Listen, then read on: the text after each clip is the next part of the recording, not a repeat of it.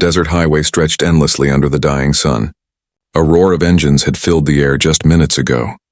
Now only silence remained, broken by the faint rattle of a fallen bike. On the hot asphalt, a wounded biker lay still, his leather jacket dusty, his pride shattered. Most people drove past without a glance.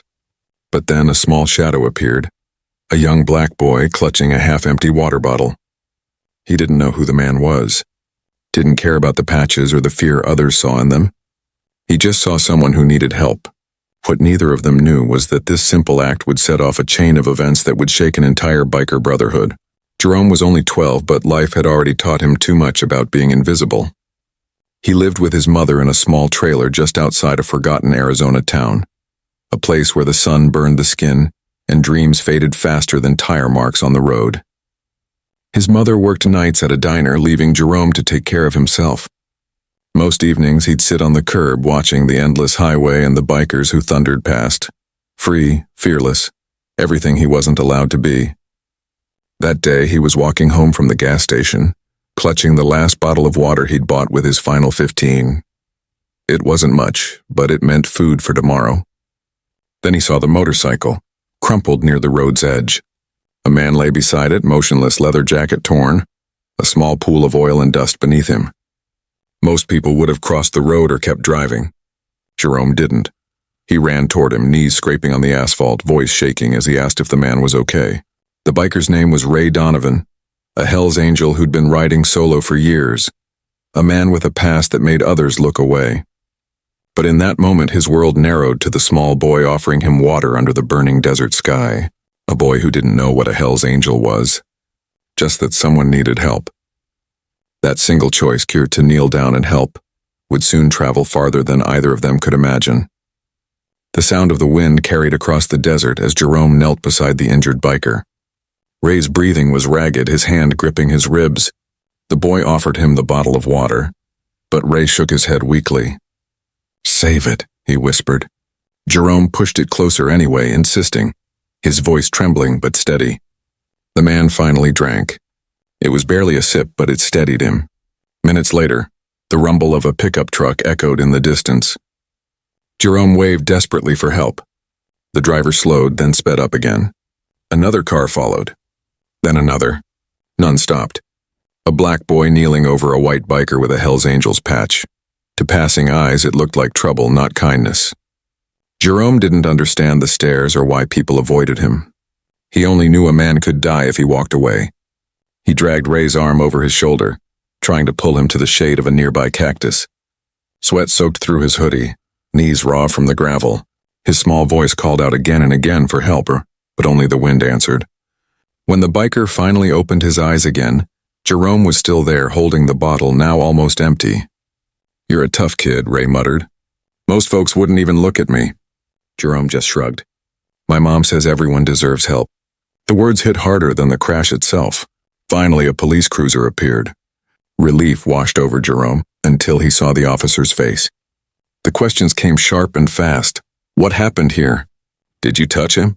Whose bike is this?" The tone wasn't concern. It was suspicion. Ray tried to speak, but the officer pushed Jerome aside, warning him to stay back.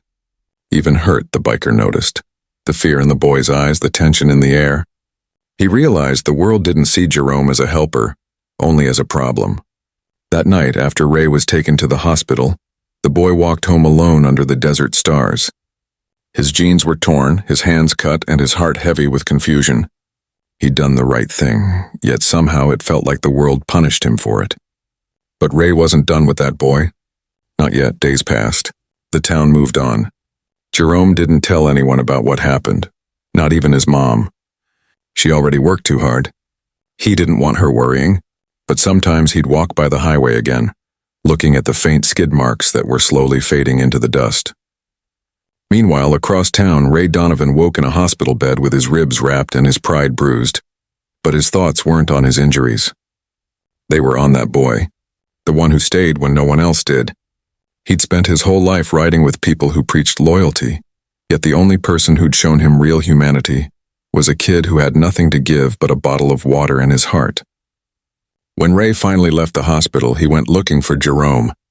It took him 2 days to find the small trailer park by the edge of town. The boy stood outside, fixing a flat tire on a rusty bike. When he looked up, his eyes widened. Fear at first, then confusion. The biker smiled, awkwardly holding a new leather jacket in his hand. Small, worn, patched with a single word stitched across the back. Brotherhood. Ray knelt beside him. "You gave me your last water," he said. "I figured I owe you something better." Before Jerome could answer, the distant rumble of engines filled the air. Dozens of motorcycles appeared over the horizon, headlights like stars cutting through the evening haze. One by one, they parked along the roadside, engines quieting in unison.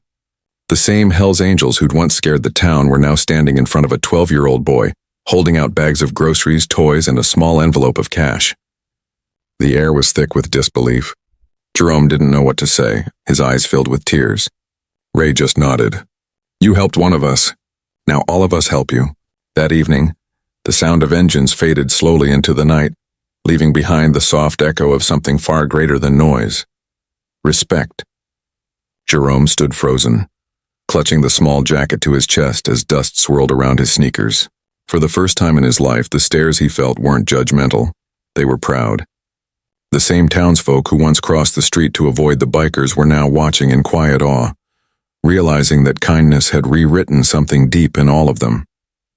Over the next few weeks, Ray visited often. He fixed the trailer's broken steps, helped Jerome's mom repair her car, and made sure the boy had food, school supplies, and someone who believed in him. Jerome had never known a father, but Ray became something close. Not because of blood, but because of choice. News of the boy who helped a Hells Angel spread far beyond their small town. Local papers called it a miracle of compassion. Ray called it a reminder. Because beneath the tattoos and leather, behind the fear and the stereotypes, he'd found something no gang, no badge, no system could ever give him. Redemption through a child's pure heart. One afternoon, Jerome slipped on the jacket Ray had given him. It was too big, but it fit perfectly in every other way. He stood by the highway again, wind brushing his face, the desert stretching endlessly ahead. Somewhere out there, engines roared, not as a warning, but as a salute. He had spent his last $15 to save a stranger, and in return he gained a family that money could never buy. Sometimes the smallest act of kindness can shake the hardest hearts, and sometimes it takes a child to remind the world what humanity really looks like.